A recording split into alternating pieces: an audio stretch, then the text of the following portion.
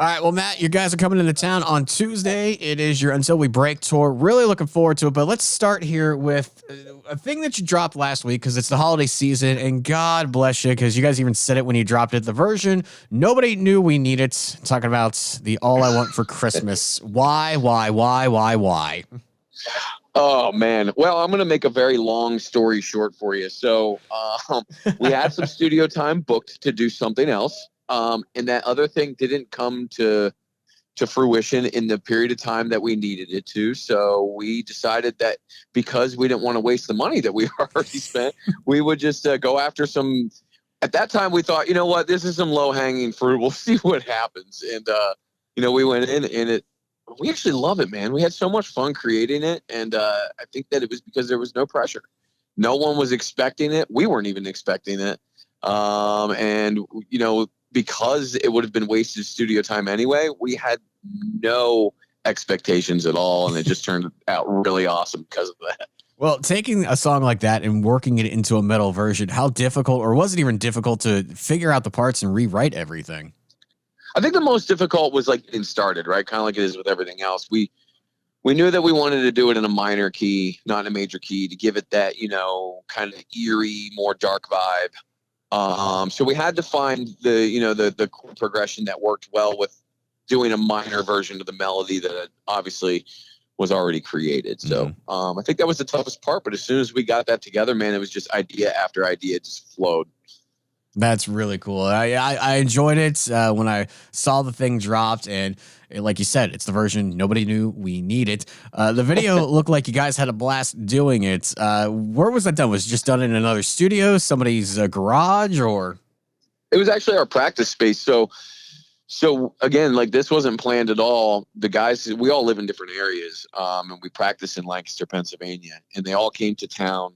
And while they were in town, we're preparing for the tour that we're on. We got together and we're like, you know what? Let's get into the studio these 2 days that are set up, and then let's get our buddy in and film a video. So I mean, really, like it was 3 days elapsed in days, but total time everything was about 16 hours. We threw it all together. Wow. Yeah, it was madness on top of setting up production and everything for our current headline tour. So.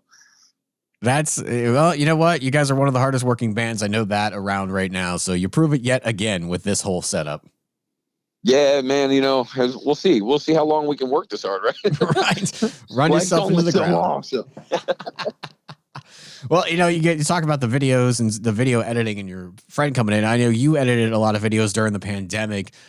You've done a lot of things with the band in terms of different positions and helping with the band. Is there something you don't do in the band?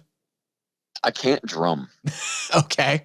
To save my life. I can look at little things on a computer and put a beat together that sounds halfway decent. But if you give me a pair of sticks and put me behind a kit, forget about it. It's over. All right. Note to self. Don't ever put you in front of a kit, even if it's an electric kit. No, you don't want it. You don't want it. I give you a cool 4-beat, just a nice 4 on the floor. I don't even know if it'll be steady, though. I'm probably off the metronome. You know what, though? If you could take that and maybe put a little remix to it, you could make something out of it, maybe. You can. I mean, it's getting ready to be 2023, man. Nothing is off limits. No. But my son's picking it up for me. He's a drummer. So, okay. Yeah, so I don't know where he got it, but he's really good, and I'm okay with it. Okay. Well, you mentioned your son, he's picking up drums and stuff. Are you going to lead him and say, hey, you know what? Go ahead, go be a touring musician, or knowing what you know, are you going to be like, maybe just do it as a hobby, but don't pick it up as an actual life choice? I will let him do whatever he wants to do within reason. But yeah, I mean, my parents were really supportive of me doing things with my life. So, for me, I just want to make sure that he does what he wants to do with his life. It's too short to have someone there controlling you. That's a great there. My son's picking up drums himself now too. So we'll see where that ends up taking him. Switching over gears here, you guys have put out 2 singles. One is the title of your current tour, Until We Break. Where do we stand with the follow-up to Panic at this stage then? I wish I had an absolute answer for you. It kind of keeps shifting around. One second we're hearing, okay, we got an album release, and then the next second we're hearing, okay, we're going to put out a single. So we really don't don't have anything there, but I am hearing 2023 and hopefully the earlier side of it. Okay. So we got the two singles. Is there going to be like another one then, or are you just going to pretty much put the whole record out before the album's out? I really like the single model. That's, if in a perfect world and I had my choice, the single model's great. Because, I think the day and age with streaming and everything like that, if you put out 12, 13, 14 songs all at one time, some of them get lost in the mix. And, I'm a big fan of everything we do. So, in a perfect world, if we could roll out a new single every 3-4 weeks, and do that over the course of a year or something like that, that would be awesome. But I think what they're looking to do is probably do like a full-fledged radio single, get that out there, and then see how that does. And as that's going, maybe launch the record on top of that. Okay. Yeah, you mentioned the single thing. Do you believe like that's going to be the new model for bands? Because there are still those bands that stick to the model of like a record. Then I've seen some bands change over to we'll put out like a 4-song EP every couple months and filter out more music less often. Yeah, I mean, I just think that where we're at as a culture is it's a content-driven world, and I think that if you put out a bulk of content, like I said, some of that gets lost in the shuffle.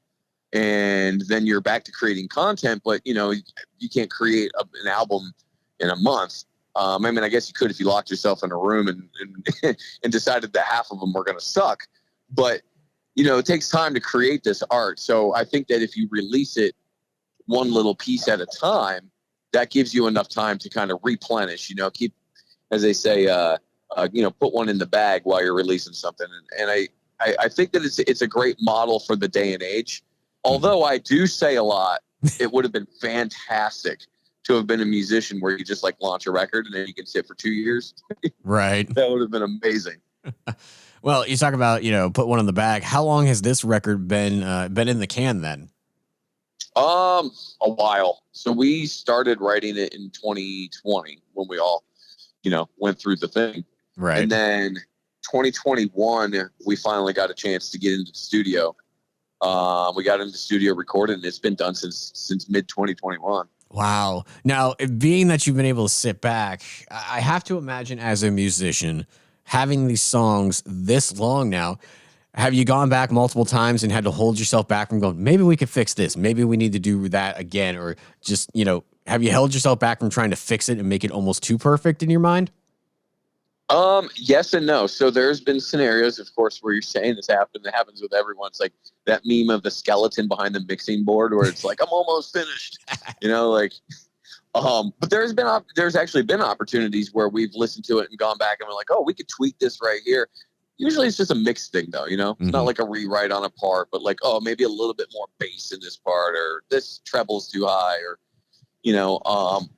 but yeah, we try and leave it where it is, because I'm a firm believer in when you create the art, that's the best that it's really ever going to be. Okay.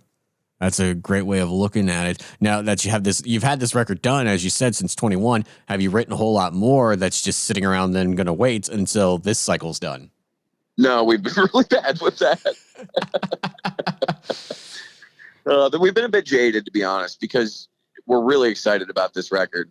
More so than any other record that we've ever put out, because it's kind of a return to our roots, but more so a return to what we want to do as musicians. Okay. And not being able to share that with the world when we're excited about it the most. You finish it up, you get the masters back, you listen to it, and you're like, oh man, this is the best damn thing I've ever done. And then you've got to sit on it for a year or more. You get kind of jaded going, okay, well, maybe no one's ever going to hear my art. So that's kind of put us in a position where it's like our mentality for a long time was like, well, why should we create anything else right now when this is still sitting there? Right. But I think we're slowly pulling ourselves out of that funk and getting back into the writing world. You said there it's the best version of us, and I've seen in a couple other interviews where you said not only that, but the album sounds like nothing like the industry has to offer right now. What do you mean exactly by that? I guess the best way to put it is like we have taken what we've done before in the past and what we've done in the future. We've put it together, but the elements are fresh. Like the all of the writing and the instrumentation, everything is just something a little bit different than what people have heard before. And not only that, we've all grown a lot as musicians.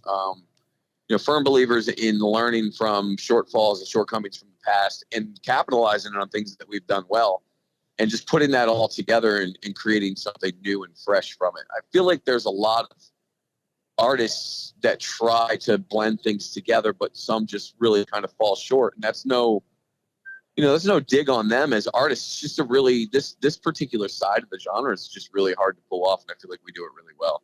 Mm-hmm. I agree with that. And like you said, there's a lot of times I've seen a lot of bands attempt to grow and they change the sound a little bit, attempt to maybe mold some new form that's out there, something new that's trending into what they're doing. And it might fall a little flat or it might create something a whole new. It's a 50-50 roll almost. Yeah, man. I mean, it's literally a gamble. All of it's a gamble. And we've been lucky enough to when you kind of go to the casino and you come out like $10 up, it's like, all right, I'm here, I'm good. I'll go back to the casino another day. And this last one, man, we gambled on it. We put it all on red, and I'm pretty sure it's going to land on red. Nice. Now we've seen 2 songs from it already. You did the quarantine sessions. Were there songs off of this record on those quarantine sessions or quarantine chronicles? No. So the original songs that were on the Quarantine Chronicles were actually B-sides from the Panic record. Okay. So we just parlayed them into the covers that we did, during the lockdown. That's right. Okay. Now, as far as the B-sides, how much material is in the vault, though, that we haven't heard as fans just yet? A lot. a lot. There's some stuff. It's funny because we got a shared Dropbox as a band, and every now and again we'll just go digging through the shared Dropbox and like, oh yeah, this song, and it's pretty cool because there's so much stuff in there that I feel like if we released it, people would love it. I just don't know, contractually, really. I mean, honestly, at the end of the day, a lot of it comes down to contracts and things, just don't know when we'll get an opportunity to show people that stuff. I got you. All right, totally understood. Well, hopefully there is a day that we'll be able to see it and potentially get to listen to it and maybe fall in love with the song that just didn't see the light of day. In terms of actually picking the songs that ends up on the record then, because like you said, there's songs in there you find that you love again. How hard is it to pick what ends up on the record versus what sits on that shared Dropbox? 100% impossible. That's one of the things the record label has been hitting us up about recently is like, hey, we need a track listing for this. And it's, so we get contracted. Our contract says 14 songs per album, right? And per album cycle. And then what they normally do is they'll take 3 of those 14 and then they'll push them to B-sides and put 11 on each record. So if you look through our 3 LPs that we have out, each one of them is 11 songs. So we've got to pick 11 songs that we feel go great on the record. And then we've got to go, well, these 3 are B-sides, which is the most painstaking process in the world. Yeah, then they got to get put out into the world. Oh, man. Well, that's... I bless you, and I don't envy you in that aspect of having to go through. Picking children. Yeah, I've heard that phrase a lot from many artists over the years talking about writing and what do you pick and how do you take one out of the table or put them over the kids' table from the main table, if you will. Right. It's like, oh, I love you, sweetie, but your brother he got a trophy in baseball this year. You know what I mean? Like. No doubt. Well, this tour coming up, I'm looking forward to it. It's a great lineup. And I saw the band post about, these headlining shows and how it's been a dream of yours to see the day where you have that sold out crowd. Take me back to the first time it happened on this tour and you're peeking out before walking onto the stage to see it for yourself and hit that first note. On this tour in particular? Yes, on this tour in particular, because you're headlining and you've been waiting for this. Yeah, I think it's every night though. You know what I mean? I think that some of it is like when you get like the ticket counts because they send you like the pre-sold ticket counts, right? Mm-hmm. And you get those, and some of them are like underreported, like the venue hadn't reported in several weeks from when they put it on sale. So you're seeing like this ticket count, and you're going, "Oh man, there's not going to be that many people there," and that's a bummer when it's your show. And obviously, when you're growing as a band, you go through those like ups and downs. So when you see it, so this tour, we saw a couple early on where we're like, oh man. And then you go and you go out on stage and you're like, wait a second, they just didn't report this. This is huge. So it's like the most pleasant surprise. And we've had that twice, actually. We played in Norfolk, Virginia, and it was probably one of the bigger crowds of this entire tour so far. And it's a big venue, and you're expecting, when you get that ticket count back and it looks like it's undersold, and a big venue, the crowd's supposed to look real small. Not in this instance. Like, we got on stage and it was like, okay, clearly they didn't report all of the ticket sales. And it happened again in Milwaukee last night. Again, it was like, not quite sure what to expect. Tuesday night, a lot of areas in the radius, and then we got out on stage, and it's just big crowd after big crowd, man. And it's just great to see that what we're doing is working. That's awesome. Are you, as far as the band, are you guys kind of like glass half full? Your expectations are within check, or are you like, you know what, we're expecting the biggest and the best the whole way through. We're going pedal to the metal. I think that we try and stay as humble as we can when it comes to it. So expectations definitely in check, but I think that at the same time, like, we're starting to really pick up steam on TikTok. And I was one of those guys that was like, no, I won't touch this. You know what I mean? Like, I'm not going to be a part of this. And then I was like, I kind of caved and started just kind of working on TikTok and trying to grow the fan base. And I think that what we're seeing is the songs that have done well on TikTok are the songs that people are really reacting to live. So we're seeing the two start to draw together. It's crazy how that world, I mean, I'm the same way. I fought, and finally I did it. I'm like, oh, I can't believe I'm doing this. Yep. Same, man. Same. Oh, and I've seen a lot of bands in that connection. It's great to see, it's happening. You're obviously seeing that. As far as touring is concerned, from the pandemic perspective and even the cost of touring, we talked a little bit about that before actually doing the interview here. What's it been like from your perspective, just touring in general? I know you've done a lot of touring in 22. Well, obviously the cost of touring is through the roof. Cost of goods are through the roof. I mean, fuel is like, I think that our exhaust is green. I'm not sure, but I'm pretty sure that there are actually $100 bills in our exhaust right now. So, you know what I mean? Like, the cost is a lot higher, but the cool thing is the fans are a lot more avid now.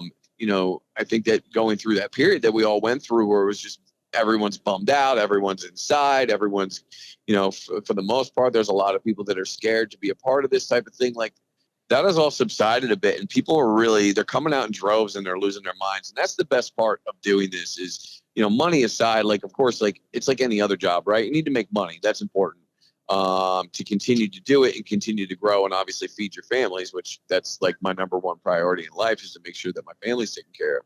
But the adrenaline that we feel every night from the crowd, and the faces, just the smiles, and seeing people have a good time and be a part of what we've created, it makes every last bit of all that other stuff worth it.